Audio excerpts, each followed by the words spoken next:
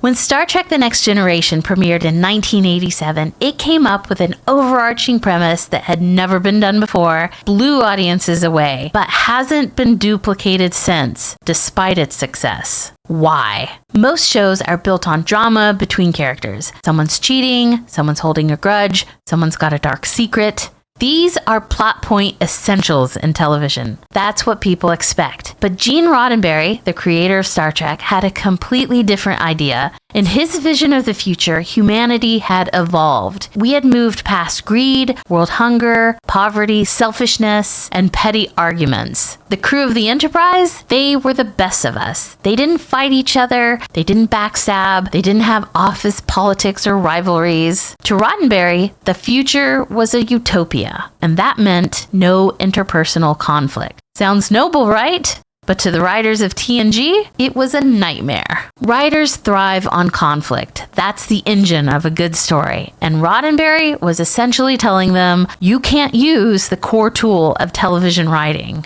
So naturally, the writing staff pushed back. A lot. They wanted to tell stories where Riker and Picard disagreed, where Geordi got angry, where Troy gets jealous. Normal stuff. Relatable stuff. But Gene kept saying no. To him, internal drama felt like a step backward. He wanted to show a future where people had solved all of that, where we could be better than we are now, where real problems came from the outside. Alien cultures, moral dilemmas, impossible decisions. Not just two coworkers snipping at each other on their lunch break. To say that caused some friction behind the scenes would be putting it mildly. Writers left, producers rolled their eyes, staff turnover was wild in the first season. Everyone thought Roddenberry's no drama rule was going to kill the show before it even had a chance to find its footing. But here's the thing. It didn't kill the show, it made it better. And here's how the limits made the writing stronger. The rules forced the writers to get smarter. They had to build episodes around ideas, not just feelings. They had to dig deeper, past superficial conflicts. Instead of writing characters who clashed over personality, they had to create situations where characters' values were tested. So instead of Worf and Riker getting into a shouting match about who's in charge, you'd get Worf has to decide between loyalty to his Klingon heritage or loyalty to Starfleet. And instead of Geordi's mad because someone stole his girlfriend, you'd get Geordi's blindness gives him an insight into alien culture that sees through sound, so now the whole crew's depending on him to communicate. The show wasn't about scandals and betrayal, it was about philosophy, principles, and ideas that hold up for decades. Think about how rare that was, and still is. In fact, it's probably rarer today than it was in the 80s. Most TV shows today are filled with stupid people doing stupid things. Half of what's available is reality shows filled with people backstabbing each other for a shot at love or a chunk of money. And after a while, maybe 5 minutes,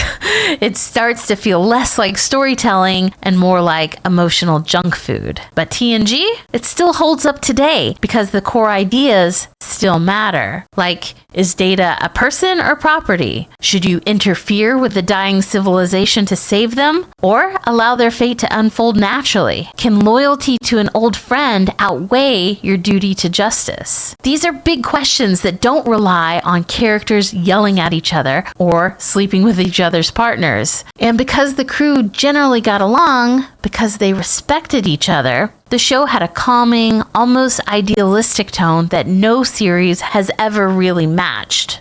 Even modern Trek shows don't do this. In Discovery, in Picard, there's plenty of interpersonal drama, shouting, betrayal, resentment, angst. And while those shows have their strength, they've lost something. That sense of order, unity, shared purpose is gone.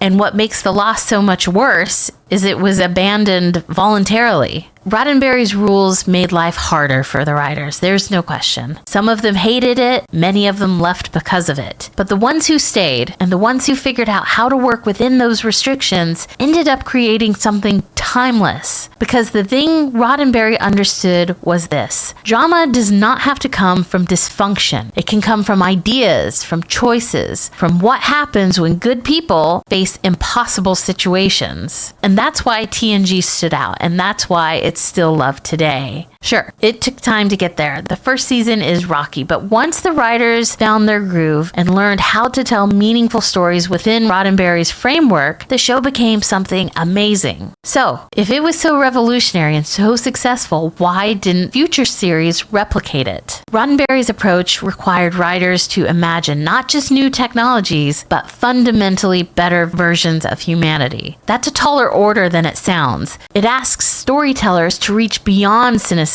and instead wrestle with ideas, not just emotions. Unless a showrunner has both the talent and the conviction to fight for that kind of vision and the backing of a studio to support it, it's easier just to default to what's familiar. Roddenberry's principles demanded more of everyone, the writers, the producers, and even the audience. And in an industry built on speed, spectacle, and emotion, that's often too much to ask, apparently. Gene Roddenberry wasn't perfect. His vision was rigid, he clashed with the people around him, and honestly, the show only really hit its stride once his grip on the creative direction loosened just a little. But the core of what he wanted, a future where humanity gets it right, that's not something we see a lot of in fiction, especially now when everything's gritty, dark, or cynical. And that's why the next generation still lives on in fans' hearts. Today's television is packed with interpersonal drama, and it can start to feel like misery is the only thing driving the plot. TNG showed us a future that wasn't nihilistic, it was aspirational, and that's what made the stories timeless. Not bad for a show where no one's allowed to argue on the bridge. Let me know what you think. Thanks for watching.